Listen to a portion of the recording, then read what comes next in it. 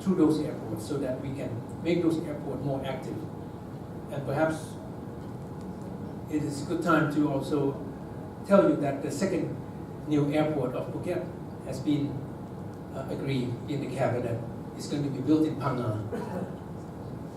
So that instead of going through Krabi to come to Phuket, which takes about 3-4 hours driving, let's do it in Phang Nga, which is just on the other side of the island. So there will be 3 international airports in LA today to be operated in the same airspace. The connectivity of the high-speed train of the 3 international airports through Bangkok, Don Mueang, Suvarnabhumi, and also Utapao has been agreed, and the bid is being in the process earlier this week.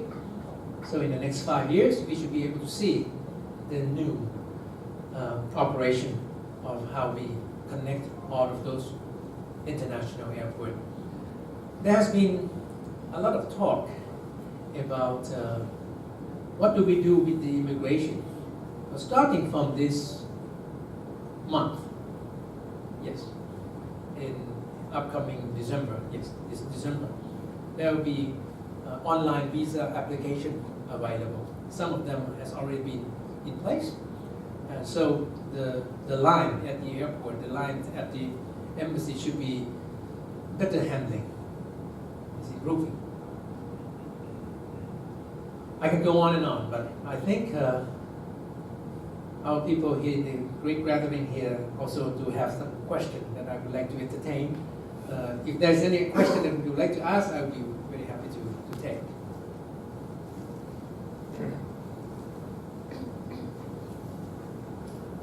I think we have some microphone. Anyone got a question for the minister? One over here. 2 over here. The lady in the...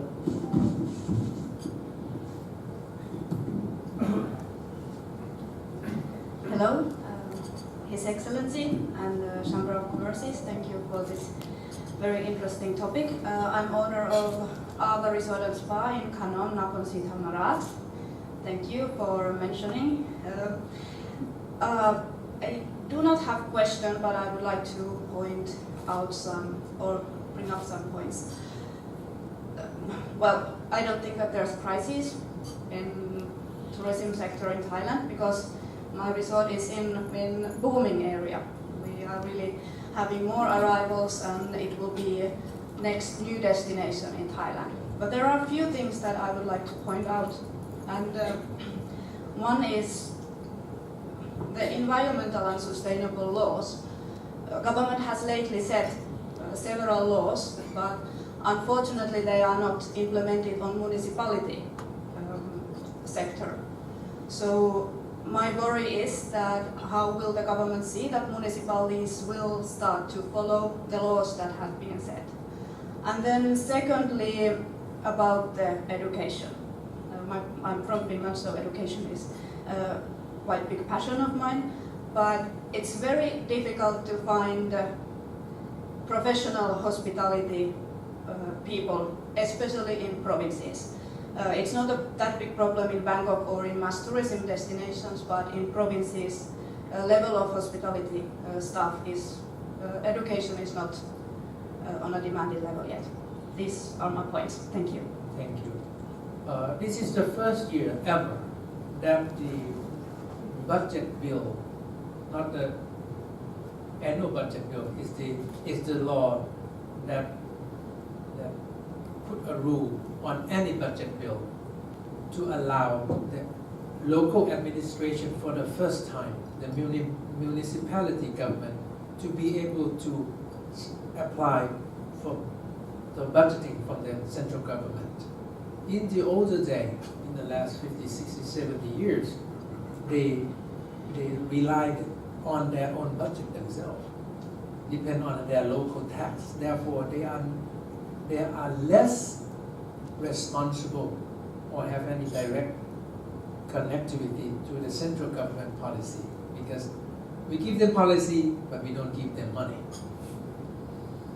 But this time allowed, from starting from this year, they will be eligible to apply to get their budget from the central government as well. Therefore, in order to save the environment, to put in a new idea into their municipality area, they can ask to use the government's money.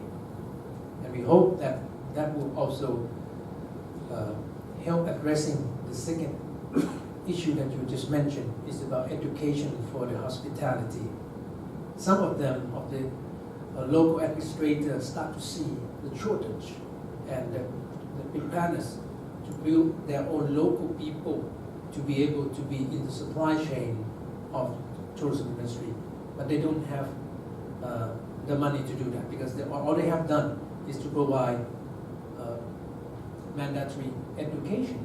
But to do something on the skills of hospitality management, then they can also come and ask for the not only budget, but we also give them freedom to coordinate with anyone that they think that is good enough to help them prepare their people for the hospitality industry. Another question? David, you had one? Oh, yeah. Microphone? Có microphone này nè.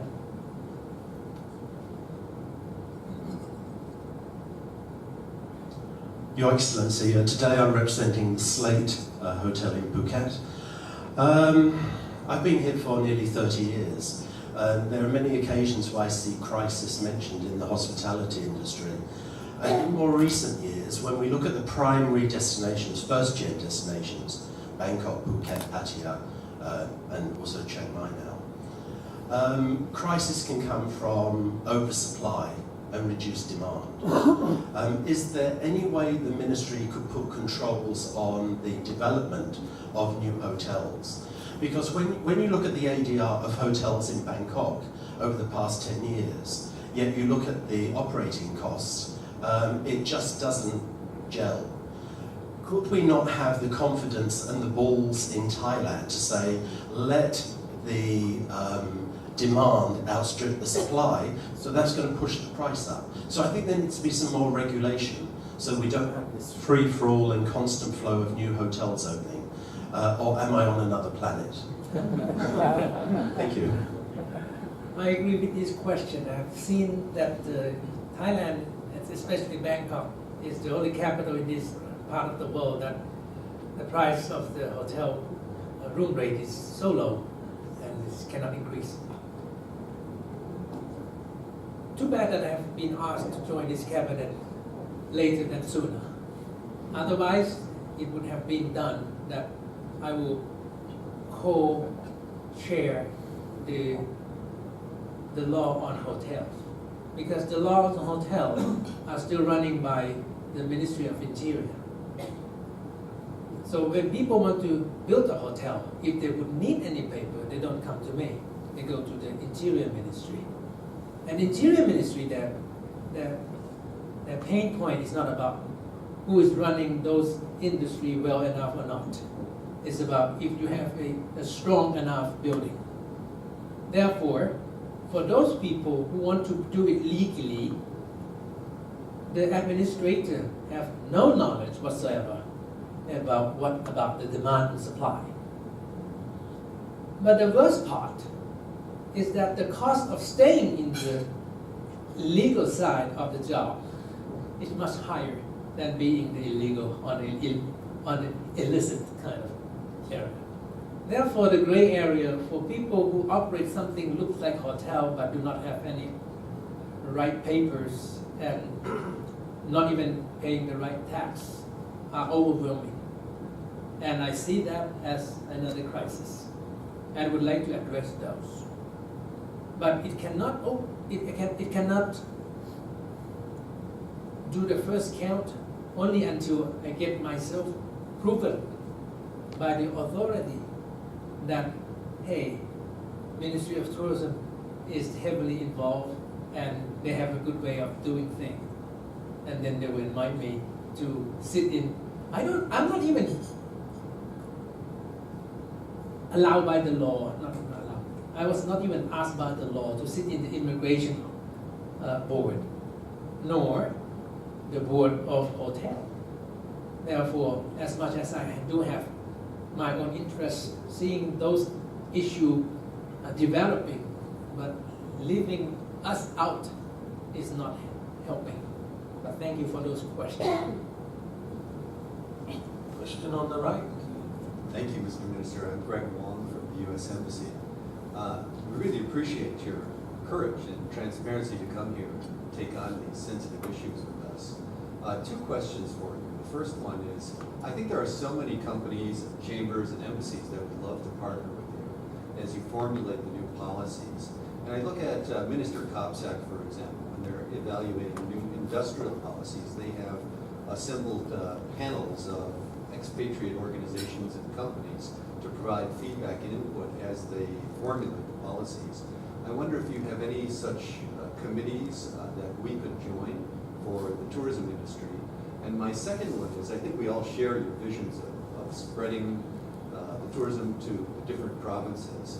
And I think everybody in here probably has a CSR program that would be actively interested in helping you to do that. And what opportunities are there for us to join you with CSR? Thank you. Thank you. I'll take both of the issue into the same answer, is that yes, although the particular law didn't invite me just yet, but as being this vice chair of the National Committee on Tourism Development Policy, I probably can make use of my own authority to set up a committee that consists of as many as interested parties would like to join to do the issue that you just put to the attention, including the CSR, so that we can have perhaps a letter sent to the authorities that do have the power, showing them that this is what the industry think through the Ministry of Tourism, how to address the sharing economy, how to address issue about legit hotel, the issue about what about immigration issue, what about the air transport, land transport, so on and so forth. That we can do. The only obstacle I have here is if I do not share that meeting myself, it will be a little difficult for anyone to handle the gathering like this. I haven't finished the part of telling you how the ministry was found just yet, because you all just listened to the part of how the name was found accidentally in the living room.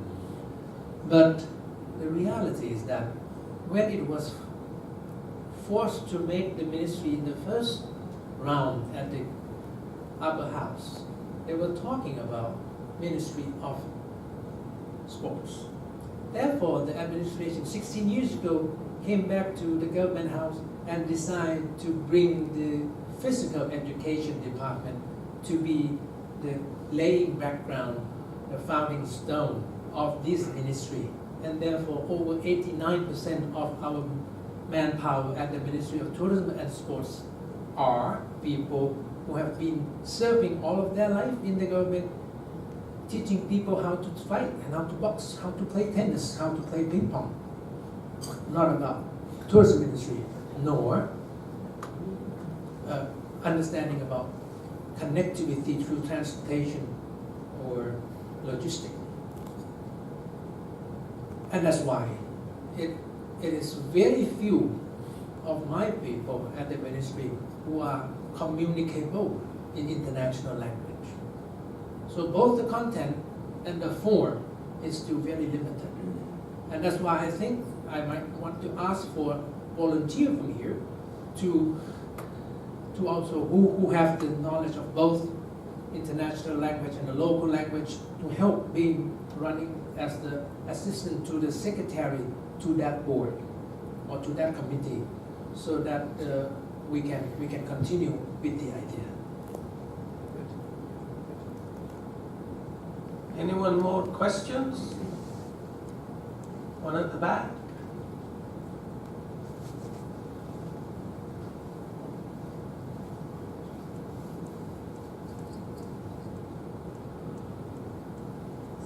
exclusive innocence, yes. I have a question. I'm not sure you have authority or power over rules and regulation for the tourist visa. But the questions I would like to address is a couple, a Swiss couple, retiree, 75 years old. He has a condominium here, bought 20 years ago. So coming back and forth in the past to get the tourist visa, he just have to, he submit all the document already, and every year he just have to send by post the document that has been asked by the embassy. But now I heard that they closed down the consulate in Zurich and then moved to Bern, and not even in the center of Bern, had to be outskirts of Bern. And then the couple now was told to go in person just to submit the documents, maybe use 2 minutes to submit that, and not allowed to send it by post anymore. And then this is irritated, and they feel that now kind of Thailand is not really welcome a good tourist. Yeah. So what your reply for this? Thank you. You must out of my jurisdiction. As a member of the cabinet, I'll bring that to the attention of the right person. Yeah. One question on the left here.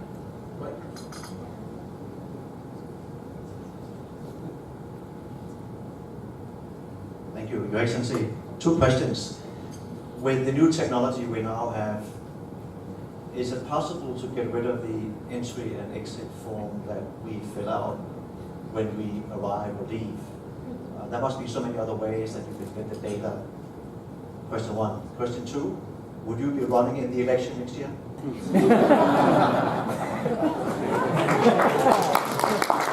was afraid that you would ask the second question, but I've been serving on the Royal Highness Princess Foundations as the executive committee before I become minister, and I think for me it would be better to keep neutral to political party, so I'm not running. The first question, yes, I've been paying about 4 years trying to get rid of the paper for the Thai to fill in, and then successfully earlier this year that the Prime Minister agreed and get rid of those papers. And then my next move is to do the exact same thing that you just asked. I have found that many of the countries do have their system online, where you don't have to fill in any form, like Vietnam, Malaysia have done away with this for a long, long time. One of the system that they have been using is the APPS, Advanced Passenger Process System. That means the immigration will have connect all of the service airline from the desk of issuing the boarding pass to the center. And if the person will not be allowed to come into the country, then the boarding pass will not be allowed to issue. APPS has been introduced 13 years ago. The reason I know this because I was then the minister, and the immigration office told me that let's use this, and I said great, let's bring in technology. But when I returned to the same post again, I asked what happened to the APPS. They said, well, we already have that, but only apply in 4 airports only. I said, why? Because their budget fell to the attention of the parliament. So the immigration didn't have the money to buy the system. So they asked the AOT, you probably know what it is. So they asked the AOT, well, you are operating the airport, why don't you buy this system and let us use it? So the AOT did buy it with good attention, but they don't own and they don't have the authority to go into the single personal details of the passengers. Therefore, when you have only 3-4 airports using this system, you don't have big data. And when you don't have big data, you can't get rid of the paper just yet. And that's why I talked to the immigration office, let's say this time around, before I have to leave my post. Let's propose that how much money did you need to buy the system and own your system and run the system and make it happen in any port, either the seaport, airport, or at the bordering town. And they agree. So I'm waiting for their proposal. Only with that, then we can get rid of those little piece of paper. Any more? Maybe one more, if there is? No? Okay. So I'd like to That's ask... one. Oh, one at the back. Good.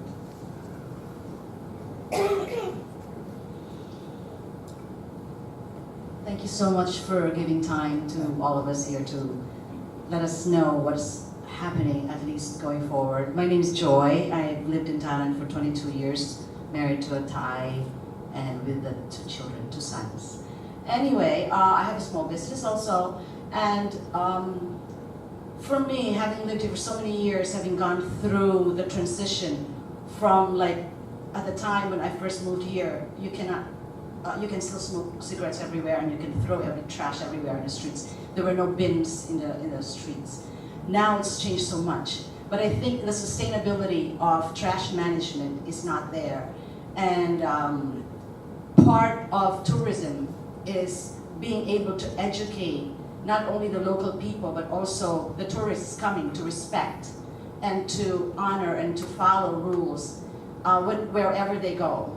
And having gone through very local travels around Thailand, I see that it's a very polarized, the people are very polarized regarding how to manage their trash. Some people just don't care, some people care too much.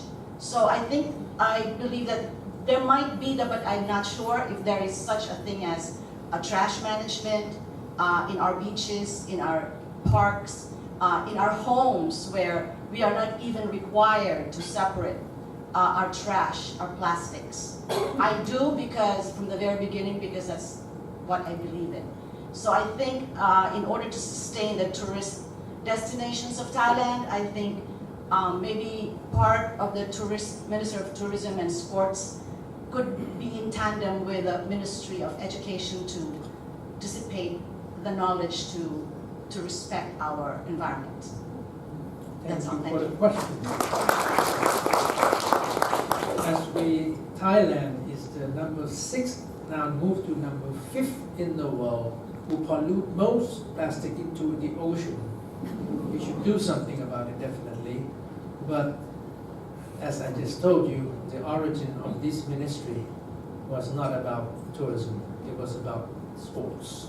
Therefore, we were not powered to engage on this gigantic issue.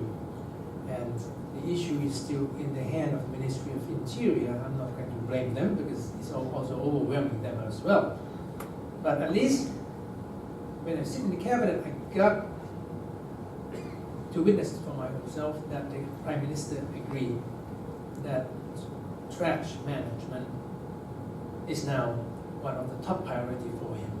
And he asked to do mapping of how many pile of big trash sitting here and there around the country, and let's try to decide how we can manage those, because municipality government do not have enough power to run against those issues anymore, because the size is much bigger than them. But I agree with you that with the 35 million international visitors coming and 150 million Thais traveling all around the country all the time, they will set a good example if we can. And that's why I start by telling my colleagues in TAT and also to the Parliament that when we talk about, instead of looking at quantity, we would like to talk about quality tourism. And when quality tourism was referred to in the last 10 years, they usually refer to people with wealth. And I said, no.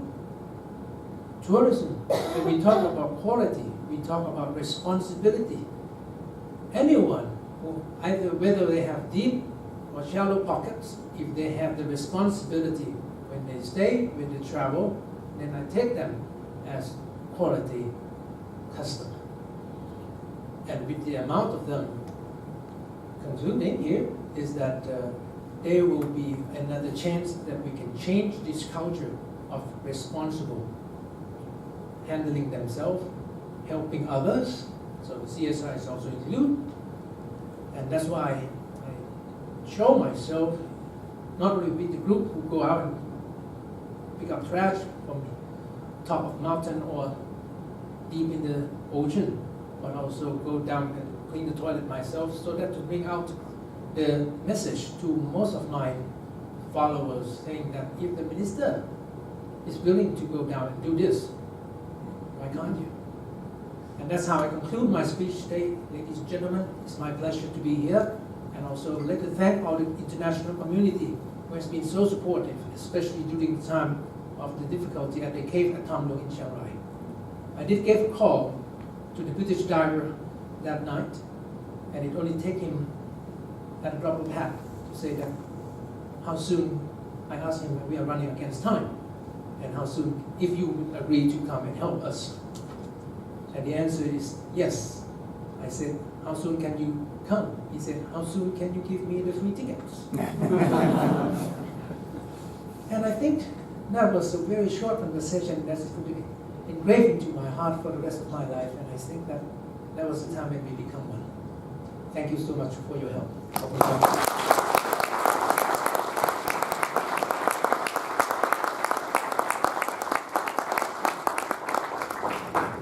Minister, on behalf of all of the Chambers of Commerce who are here, and I will particularly mention the Netherlands Thai Chamber of Commerce, can I thank you very much. The British Chamber in the last 6 months has had 3 ministers that I can remember, and maybe there were a couple of others that I can't.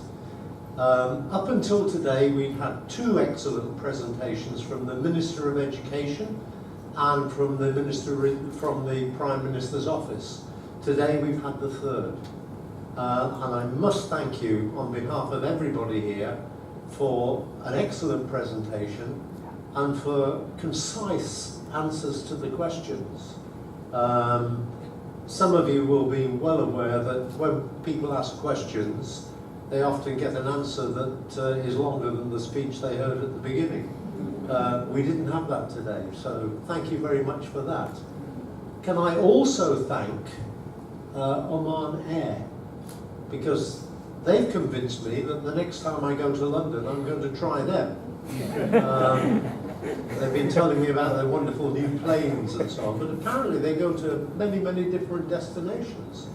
And they are sponsoring this event today, so you need to give them a round of applause as well. So can I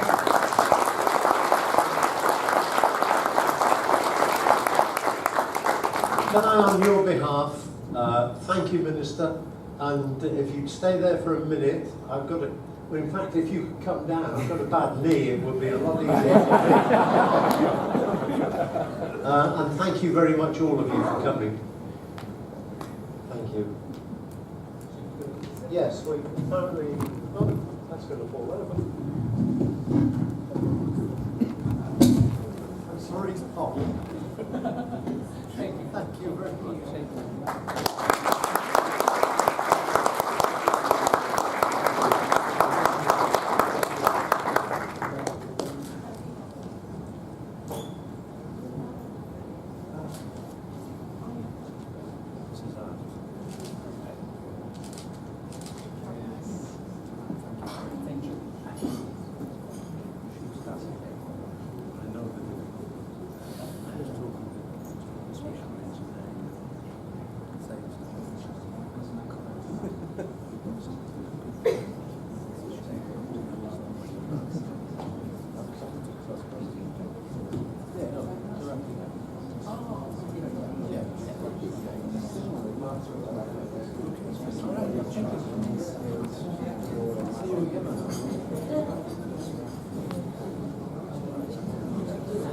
Family. Thank you both.